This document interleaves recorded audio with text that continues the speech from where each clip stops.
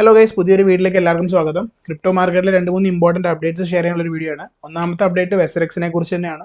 നമ്മൾ വെസറെക്സിൻ്റെ fund hack ആയതിനു ശേഷം അവർ കണ്ടക്ട് ചെയ്ത പോളിനെ കുറിച്ചും അതിനുശേഷം ആ പോളിൻ്റെ അപ്ഡേറ്റ്സിനെ കുറിച്ചൊക്കെ ഡീറ്റെയിൽ ആയിട്ട് വീഡിയോ ചെയ്തിരുന്നു. ഇതുവരെ കാണാത്തവരാണ് തീർച്ചയായിട്ടും ഈ രണ്ട് വീഡിയോ കണ്ടിട്ടുണ്ടാവും എന്ന് വിശ്വസിക്കുന്നുണ്ട്. ഹാക്ക് ചെയ്യുക, നിങ്ങളുടെയൊക്കെ എമൗണ്ട് ഹാക്ക് ചെയ്തിട്ടുണ്ടെങ്കിൽ തീർച്ചയായിട്ടും നിങ്ങളിത് കണ്ടിട്ടുണ്ടാവും എന്ന് വിശ്വസിക്കുന്നുണ്ട്. ഹാക്ക് ചെയ്യാൻ മീൻസ് നിങ്ങളുടെയൊക്കെ ഫണ്ട് ലോസ് ആയിട്ടുണ്ടെങ്കിൽ നിങ്ങൾ കണ്ടിട്ടുണ്ടാവും. സോ അതിനകത്ത് നിങ്ങൾക്ക് ഏകദേശം ഒരു ഐഡിയ കിട്ടിയിട്ടുണ്ടാവും.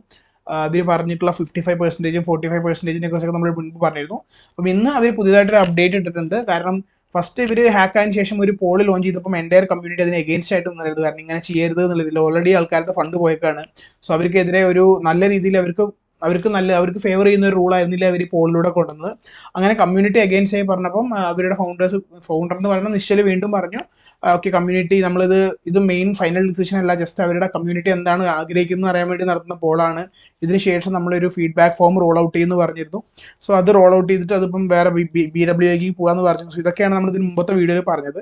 പക്ഷേ ഏറ്റവും ഇമ്പോർട്ടൻ്റ് ആയിട്ട് പ്രശ്നം എന്തായിരുന്നു വെച്ച് കഴിഞ്ഞാൽ, ഇവർ പറഞ്ഞിരുന്നു ഈ ഒരു ഫണ്ട് നമുക്ക് റിലീസ് ചെയ്തിരുന്ന ഫണ്ട് ഏത് വാല്യൂവിൻ്റെ അടിസ്ഥാനത്തിലാണെന്ന് വെച്ചാൽ നമ്മൾ ഹാക്ക് ചെയ്ത് 19 തീയതിയാണ്, ജൂലൈയിലാണ് ഹാക്ക് ചെയ്യപ്പെട്ടു എന്ന് പറയണത്. സോ അതിനുശേഷം 21 തീയതി ഉള്ള ടൈമിലാണ് ഇവർ സ്നാപ്ഷോട്ട് എടുക്കുക. അന്ന് എത്ര ഫണ്ട് ഉണ്ടായിരുന്നോ അതിനനുസരിച്ചിട്ടായിരിക്കും നമുക്ക് യൂസേഴ്സിന് തിരിച്ചു കൊടുക്കുക എന്നുള്ള രീതിയിൽ പറഞ്ഞിരുന്നു. അതിനും കമ്മ്യൂണിറ്റി എഗെയിൻസ്റ്റ് ആയിരുന്നു. കാരണം ഈ സംഭവം ഹാക്ക് നടന്നതിന് ശേഷം നിങ്ങൾക്ക് എല്ലാവർക്കും അറിയാം, വെസറെക്സിനകത്ത് ടോക്കൺസ് എല്ലാം ഭയങ്കരമായിട്ട് ഡംപായിരുന്നു. ഇന്ത്യൻ മാർക്കറ്റിലൊക്കെ ഭയങ്കരമായിട്ട് ഡംപ് ചെയ്തിരുന്നു. സോ ഒരുപാട് ഇൻവെസ്റ്റേഴ്സിന്റെ ഫണ്ട് എല്ലാം അവിടെ ഒന്നും ചെയ്യാണ്ട് കുറച്ച് ഫണ്ട് പോയവർ വിൽക്കാനും വാങ്ങാനും ഒന്നും ചെയ്യാൻ പറ്റാണ്ട് നഷ്ടത്തിലാണല്ലോ വെച്ചിട്ട് അവിടെ വെച്ചിരുന്നിട്ടായിരുന്നു. സോ അത് ഭയങ്കരമായിട്ട് ആ സമയത്തൊക്കെ ഈ ഹാക്ക് നടന്നതിന് ശേഷം 2 ദിവസം ഭയങ്കരമായിട്ട് പോർട്ട്ഫോളിയോ ഡൗൺ ആയിരുന്നു. അപ്പം ആ പ്രൈസിൽ സ്നാപ്ഷോട്ട് എടുക്കുകയാണെന്നുണ്ടെങ്കിൽ വൻ നഷ്ടമായിരിക്കും. ഓൾറെഡി നഷ്ടം വന്ന ആൾക്കാർക്ക് വീണ്ടും ഡബിൾ നഷ്ടമായിരിക്കും. അതായിരുന്നു വന്നിട്ടുണ്ടായിരുന്നു. അപ്പോൾ അതിന് എഗെയിൻസ്റ്റ് ആയിട്ട് ഒരുപാട് പേര് പറഞ്ഞിരുന്നു, കമ്മ്യൂണിറ്റി എഗെയിൻസ്റ്റ് ആയിരുന്നു. അപ്പം അതിനൊരു അപ്ഡേറ്റ് ആയിട്ട് വന്നിട്ടുണ്ട്. അവർ ആ സ്നാപ്ഷോട്ടിൻ്റെ ടൈം മാറ്റിയിട്ട് 18 ജൂലൈ ആക്കിയിട്ട്, കാരണം ഹാക്ക് 19 തീയതിയാണ് നടന്നേക്കുന്നത്.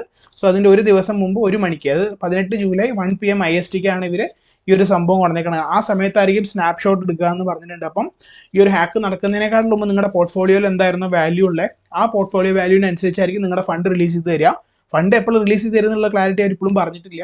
അത് അവർ പറയുന്നത് ഞങ്ങൾ വർക്ക് ചെയ്യുന്നുണ്ട്, നിങ്ങളുടെ ക്ഷമ ഞങ്ങൾക്ക് വേണം, ഞങ്ങൾ നിങ്ങൾക്ക് വേണ്ടിയുള്ള എല്ലാ കാര്യങ്ങളും ഫേവറായിട്ട് ചെയ്യുന്നുണ്ട്, ഞങ്ങൾ മാക്സിമം ചെയ്യാൻ പറ്റുന്നതൊക്കെ ചെയ്യാൻ പറഞ്ഞ് ഇവർ FIR ഫയൽ ചെയ്തിട്ടുണ്ടായിരുന്നു. സോ അതെല്ലാം ഇവർ അപ്ഡേറ്റ് ആയിട്ട് ചെയ്തിട്ടുണ്ട്. കുറച്ച് ലേറ്റ് ആയിട്ടാണെങ്കിലും ചെയ്തിട്ടുണ്ട്. സോ ഈ ഒരു ന്യൂസ് വളരെ നല്ലൊരു കാര്യം തന്നെയാണ്, കമ്മ്യൂണിറ്റിക്ക് പോസിറ്റീവ് ആയിട്ടുള്ള ഒരു കാര്യം തന്നെയാണ്. കാരണം കുറേ പേര് ഈ ഒരു ക്രാഷ് കണ്ടിട്ട്, മീൻസ് ഇന്ത്യൻ മാർക്കറ്റിന്റെ വെസറെക്സിനകത്ത് മാത്രം ഈ ഒരു പ്രശ്നം കണ്ടപ്പോൾ ഒരുപാട് പേര് അത് യൂട്ടിലൈസ് ചെയ്യാൻ വേണ്ടിയിട്ട് കുറേ ഫണ്ടൊക്കെ ഡെപ്പോസിറ്റ് ചെയ്ത് കുടുങ്ങിയ ആൾക്കാരുണ്ട്. സോ അവർക്ക് അത് അത്ര നല്ല ന്യൂസ് ആയിരിക്കില്ല. ബട്ട് അതിന് മുമ്പുള്ള ആൾക്കാർക്ക്, ഓൾറെഡി വെസറെക്സിനെ ബിലീവ് ചെയ്ത് ഒരുപാട് ഇൻവെസ്റ്റ് ചെയ്ത ആൾക്കാർക്കൊക്കെ ഒരു നല്ല ന്യൂസ് തന്നെ ആയിരിക്കും. സോ അവരുടെ കമ്മ്യൂണിറ്റി പ്രോബബ്ലി മാക്സിമം നോക്കുകയാണെങ്കിൽ ഒരു 70, 80, 90% ആൾക്കാർക്കും ഇത് നല്ലൊരു ന്യൂസ് തന്നെ ആയിരിക്കും.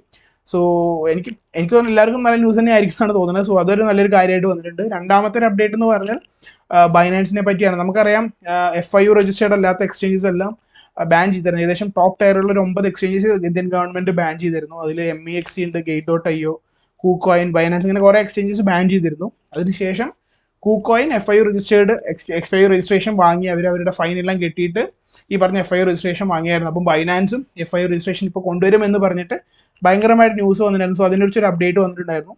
ബൈനാൻസ് ഈ ഒരു FIU രജിസ്ട്രേഷൻ കിട്ടണമെന്നുണ്ടെങ്കിൽ 18 കോടി പെനാൽറ്റി അടയ്ക്കണം എന്നാണ് ആദ്യം ഗവൺമെന്റ് പറഞ്ഞത്. അപ്പോൾ ബൈനാൻസ് അടയ്ക്കാനുള്ള രീതിയിൽ തന്നെയായിരുന്നു പോയിന്റായിരുന്നത്. പക്ഷേ ഇപ്പം വേറൊരു കാര്യം കൂടി കൊണ്ടുവന്നിട്ടുണ്ട്.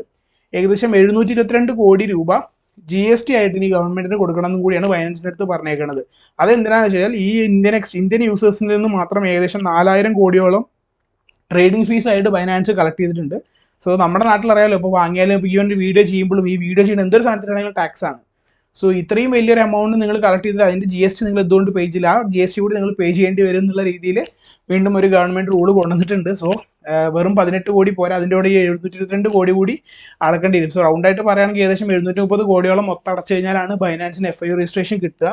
സോ ബൈനാൻസ് എന്താണ് ചെയ്യാന്നറിയില്ല. കാരണം 4000 കോടി അവർക്ക് വരുമാനം കിട്ടിയിട്ടുണ്ടെന്നുണ്ടെങ്കിൽ തീർച്ചയായിട്ടും ഈ ഒരു 722 കോടി അവർക്കൊരു പ്രശ്നമായിരിക്കില്ല. കാരണം ഇനിയും ഇതുപോലെ എമൗണ്ട് കിട്ടിയാൽ നല്ലതല്ലേ. പക്ഷേ ഇനി പറഞ്ഞ ഈ TDS ടാക്സും ഒക്കെ അതിനകത്ത് കൊണ്ടുവരികയാണെന്നുണ്ടെങ്കിൽ ഈ പറഞ്ഞ 4000 കോടി കിട്ടുമെന്ന് അവർ നോക്കേണ്ടിയിരിക്കും. സോ അതൊക്കെ അവർ നോക്കിയിട്ടായിരിക്കും അവർ കൊണ്ടുവരുന്നുണ്ടാവുക. സോ ഇതാണ് ബൈനാൻസിന് FIU രജിസ്ട്രേഷൻ കിട്ടണമെന്നുണ്ടെങ്കിൽ ചെയ്യേണ്ട ഒരു കാര്യം. സോ ഇത് വളരെ ഗവൺമെന്റിന്റെ ഭാഗത്തു നിന്ന് വരുന്ന സംഭവം തന്നെയാണ്. നമുക്കറിയാലോ, എന്താ പറയുക, അതിനെക്കുറിച്ച് വേറൊന്നും പറയാനില്ല. നമുക്ക് കാത്തിരിക്കാൻ എന്താണ് ഇതിന്റെ അപ്ഡേറ്റ് എന്നുള്ളത്. പിന്നെ ഏറ്റവും വലിയൊരു ഇമ്പോർട്ടൻറ്റ് അപ്ഡേറ്റ് എന്ന് പറയുന്നത്, ലൈക്ക് ഇപ്പം നിങ്ങൾ നോക്കുകയാണെങ്കിൽ കാണുന്നുണ്ടാവും XRP പറ്റിയിട്ടാണ്. കഴിഞ്ഞ 4 കൊല്ലമായിട്ട് XRPയുടെ ബേസിൽ ഒരു കേസ് നടന്നുകൊണ്ടിരിക്കുകയായിരുന്നു, XRP SEC എന്ന് പറഞ്ഞിട്ട്. നിങ്ങൾക്ക് എന്താണെന്ന് അറിയാം, SEC പറയുന്നുണ്ട് ആദ്യം റിപ്പിൾ എന്ന് പറഞ്ഞ സെക്യൂരിറ്റിയാണ്. കാരണം ക്രിപ്റ്റോ എന്നുള്ള രീതിയിൽ ടോക്കൺ കൊടുത്തിട്ടും എന്താണെന്ന് വെച്ചാൽ ഇവർ ക്രിപ്റ്റോ എന്ന് പറഞ്ഞ റിപ്പിൾ എന്ന് പറഞ്ഞ XRP എന്ന് പറഞ്ഞ ടോക്കൺ ലോഞ്ച് ചെയ്യുന്നുണ്ട്. ഈ കമ്പനിക്കാർ ഇവരുടെ ടോക്കണിന്റെ ഷെയർ ഒക്കെ നമ്മൾ സ്റ്റോക്ക് മാർക്കറ്റിൽ കൊടുക്കുന്ന പോലെ റിപ്പിൾ എന്ന് പറഞ്ഞ ലബോറട്ടറി ഓരോ സ്റ്റോക്ക് സെക്യൂരിറ്റി ആയിട്ട് യൂസ് ചെയ്യാണ്. കാരണം ഈ കമ്പനിയുടെ എത്ര ഷെയർ ഇവർ കൊടുത്തിട്ട് അതിന് പൈസ വാങ്ങണം, ആ രീതിയിലാണ് ഇവർ യൂസ് ചെയ്യണമെന്ന് പറഞ്ഞിട്ട് കേസ് വന്നിരുന്നു. കുറേ കാലങ്ങളായിട്ട് നടക്കുന്ന കേസാണ്, കഴിഞ്ഞ ബുൾ മാർക്കറ്റിൽ തുടങ്ങിയ കേസാണ്. അതുകൊണ്ട് തന്നെ XRPക്ക് വലിയ രീതിയിലൊരു കയറ്റം കഴിഞ്ഞ ബുൾ മാർക്കറ്റ് കിട്ടിയിട്ടുണ്ടായിരുന്നില്ല. അപ്പം ഏകദേശം പുതിയൊരു ബുൾ മാർക്കറ്റ് വരുമെന്ന് നമ്മൾ എക്സ്പെക്ട് ചെയ്യുന്ന സമയത്ത് ഇതിൻ്റെ ഒരു ഫൈനൽ ഡിസിഷൻ വന്നിട്ടുണ്ട്. XRP കേസിൽ ഏകദേശം ഒരു 70% ജയിച്ചു എന്ന് തന്നെ പറയാം. ഫസ്റ്റ് സെക്യൂരിറ്റി അല്ല എന്നുള്ളത് തെളിയിച്ചായിരുന്നു. ആ സമയത്ത് സെക്യൂരിറ്റി അല്ല എന്ന് പറഞ്ഞ് തെളിയിച്ചതിന് ശേഷം ഇത് വീണ്ടും ആദ്യം ഈ ഒരു കേസ് ഫയൽ ചെയ്യുന്നതിനെക്കാട്ടിലും മുമ്പ് XRP എല്ലാ എക്സ്ചേഞ്ചിലും ഉണ്ടായിരുന്നു. കേസ് ഫയൽ ചെയ്തപ്പം കോയിൻ ബേസ് പോലുള്ള എക്സ്ചേഞ്ചസ് എല്ലാം ഇത് റിമൂവ് ചെയ്തായിരുന്നു, മീൻസ് ഡീലിസ്റ്റ് ചെയ്തായിരുന്നു. അതിനുശേഷം XRP സെക്യൂരിറ്റി അല്ലാന്ന് ആളുള്ള വാദം ജയിച്ചപ്പം അവർക്ക് 2 പ്രശ്നമാണ്. കാരണം യൂസേഴ്സ് ട്രേഡ് ചെയ്യുന്നത് റിപ്പിൾ സെക്യൂരിറ്റി ആണെന്നുള്ളതും, പിന്നെ ഈ കമ്പനിക്ക് കൊടുക്കുന്നു ഈ ഫൈൻ ഈവൻ സെക്യൂരിറ്റി പാർട്ട് അവർ പൈസ വാങ്ങാൻ വേണ്ടി കമ്പനിയുടെ ഒരു ഷെയർ കൊടുത്തിട്ട് പൈസ വാങ്ങുന്നു എന്ന് പറഞ്ഞു. അതൊരു സെക്യൂരിറ്റി എന്നുള്ള ലെവലിൽ ചെയ്യുന്നു എന്ന് പറഞ്ഞിട്ടായിരുന്നു കേസ്. ആദ്യത്തെ കേസ് ഇവർ ജയിച്ചപ്പം കോയിൻ ബേസ് എല്ലാം തിരിച്ച് ലിസ്റ്റ് ചെയ്തു. അപ്പം അത് ഭയങ്കരമായിട്ട് കമ്മ്യൂണിറ്റിക്ക് ഭയങ്കരമായിട്ട് ബൂസ്റ്റ് വന്നിട്ടുണ്ട്, നമ്മൾ ഇനിയും ജയിക്കുമെന്ന് പറഞ്ഞിട്ട്. ഇപ്പം പുതിയൊരു കേസ് വന്നതെന്ന് വെച്ചാൽ പുതിയ രണ്ടാമത്തതില്ല, അത് ഇൻസ്റ്റിറ്റ്യൂഷന് ഈ പറഞ്ഞ സെക്യൂരിറ്റി ആയിട്ട് കൊടുക്കണു എന്നുള്ളതിൻ്റെ ഭാഗത്തിലായിരുന്നു വാദം നടന്നിട്ടുണ്ടായത്. സോ അതിൻ്റെ ഒരു തീരുമാനം ഇന്നലെ വന്നു, ഏകദേശം ഓഗസ്റ്റ് 7 ഇന്നലെ വന്നിരുന്നു. സോ അതിനകത്ത് പറയണത് ആ കേസ് ഇവർ ജയിച്ചു, അത് കുഴപ്പമില്ല, ട്രേഡിങ് നടക്കുന്നുണ്ടെന്നുള്ള രീതിയിൽ പറഞ്ഞു. പക്ഷേ ഇവർ ചെറിയ രീതിയിലൊരു ഫൈൻ കെട്ടേണ്ടി വരും. SEC പറഞ്ഞു ഞങ്ങൾക്ക് 2 ബില്യൻ്റെ ഫൈൻ ഇവർ തരണം എന്ന് പറഞ്ഞു, 2 ബില്യൺ പെനാൽറ്റി ആയിട്ട് തരണം ഇങ്ങനെ ഒരു സംഭവം ചെയ്തതെന്ന് പറഞ്ഞപ്പം ഫൈനൽ ജഡ്ജ്മെന്റ് കൊടുത്ത ജഡ്ജ് എന്ത് പറഞ്ഞു വെച്ചാൽ 2 ബില്യണും തരാൻ പറ്റില്ല, 125 മില്യൺ നമുക്ക് ഫീസായിട്ട് നിങ്ങൾക്ക് SECക്ക് തരും, അത് കൊടുത്തു കഴിഞ്ഞാൽ ഈ കേസ് കംപ്ലീറ്റ് ആവുമെന്ന് പറഞ്ഞു. സോ 125 മില്യൺ എന്ന് പറയുന്നത് 2 ബില്യണുകളും ഭയങ്കര രീതിയിലൊരു കുറവാണ്. കാരണം 2 ബില്യൺ ചോദിച്ചിട്ട് 125 മില്യൺ ആണ് കോടതി വിധിച്ചത്. സോ അത് റിപ്പിളിനെ സംബന്ധിച്ചിടത്തോളം ഭയങ്കര ഒരു വിജയം തന്നെയാണ്. ഈ ഒരു 125 മില്യൺ കൂടി കൊടുത്തു കഴിഞ്ഞാൽ അവർ കേസിന് കംപ്ലീറ്റ്ലി തടിതപ്പം, മീൻസ് അവർ പിന്നെ ഉറപ്പായി, കാരണം സെക്യൂരിറ്റി അല്ല എന്നുള്ള SECക്കെതിരെയുള്ള കേസിൽ ഇവർ ജയിച്ചു. ബട്ട് ഈ 125 മില്യൺ ഇപ്പോൾ കൊടുക്കാന്ന് പറഞ്ഞാൽ അത് ചെറിയ എമൗണ്ട് അല്ല, 125 മില്യൺ എന്ന് പറയുന്നത്. സോ അത് ഒരു ചെറിയൊരു എഫക്റ്റ് ഉണ്ട്, പെട്ടെന്ന് 3 മില്യൺ എമൗണ്ട് ഉണ്ടാക്കണം കൊടുക്കണം എന്ന് പറയുന്നത് ഒരു പ്രശ്നം തന്നെയാണ്. സോ അതാണ്. പക്ഷേ പറയുകയാണെങ്കിൽ ഈ കേസിൽ ആര് ജയിച്ചെന്ന് വെച്ചാൽ XRP ജയിച്ചിട്ടുണ്ട്. XRPക്ക് അനുകൂലമായിട്ടാണ് വിധികൾ വന്നത്. ഇവൺ ഈ ഫൈനിൻ്റെ കേസാണെങ്കിലും ജഡ്ജ് നല്ല രീതിയിൽ കുറച്ചിട്ടാണ് കൊടുത്തേക്കണത് ചോദിച്ചതിനെക്കാട്ടിലും. സോ അതൊരു കാര്യമുണ്ട്. ഇനിയിപ്പോൾ തന്നെ നെഗറ്റീവ് എന്താണെന്ന് വെച്ച് കഴിഞ്ഞാൽ ഇതാ ഞാൻ പറഞ്ഞ പോലെ ripples victory still involve 125 million, ഇത്രയും വലുതുണ്ട്, അത് കമ്പനിയുടെ ഫിനാൻസിനും ഓപ്പറേഷൻ എന്തായാലും ബാധിക്കും, ഇത്രയും വലിയൊരു ഫണ്ട് കൊടുക്കുക എന്ന് പറയുന്നത്.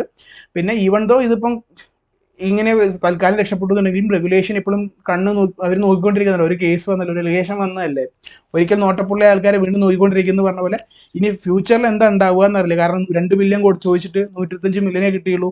സോ അപ്പോൾ ഇനിയും അവർക്ക് കിട്ടാൻ വേണ്ടി ഇനിയും SEC നോക്കിക്കൊണ്ടിരിക്കാം, അപ്പീലിന് പോകാം, അങ്ങനെ പല കാര്യങ്ങളും ചെയ്യാം.